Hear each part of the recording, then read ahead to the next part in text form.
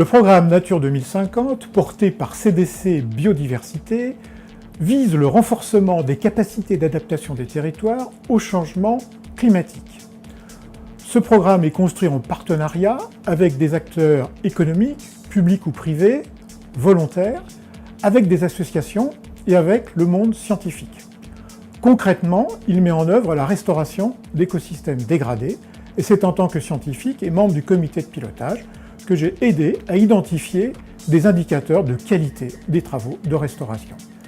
Deux indicateurs qui rendent bien compte de la santé des écosystèmes et qui ont l'avantage d'être utilisables dans tous les types de milieux, les forêts, les prairies, les champs. Deux indicateurs ont été sélectionnés: le taux de carbone organique dans les sols et l'abondance naturelle en azote 15 dans la végétation. Le taux de carbone organique dans le sol, c'est-à-dire le taux d'humus, est un très bon indicateur de la bonne santé d'un écosystème. En effet, sous nos latitudes, un écosystème mature, en régime de croisière, montre toujours un taux élevé de matière organique dans les sols.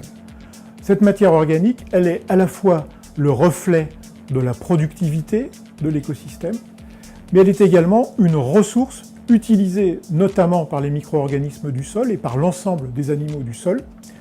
C'est donc un déterminant à la fois de la biodiversité et de la production d'éléments minéraux nutritifs pour les plantes. Ce carbone du sol, à l'origine, il a été amené à l'écosystème par l'activité végétale qui transforme en fait du CO2 de l'atmosphère en matière organique. Donc le carbone du sol, on peut le voir aussi comme un piège à CO2 et en ce sens, il est extrêmement intéressant d'augmenter le stock de carbone dans le sol dans le cadre de l'adaptation au changement climatique.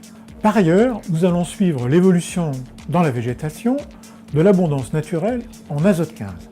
L'azote 15, c'est-à-dire l'isotope lourd de l'azote, varie en fonction des sources d'azote utilisées par la plante, mais aussi en fonction du taux de recyclage de ces éléments dans l'écosystème. Nous savons qu'au cours de son évolution, un écosystème tend vers un recyclage maximum, ce qui signifie que l'azote 15 varie dans le temps, dans un sens prévisible. Cette capacité à recycler les éléments par l'écosystème est un des éléments clés de la résilience de l'écosystème. Une fois analysées, ces données permettront au gestionnaire de savoir s'il est sur la bonne route, s'il va atteindre son objectif de bonne santé et surtout si les méthodes qu'il a mises en œuvre sont efficaces.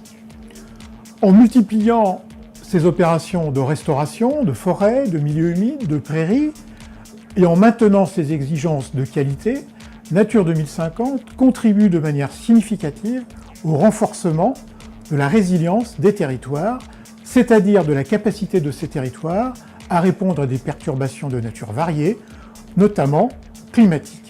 Cette résilience est aujourd'hui considérée comme un élément clé du développement durable.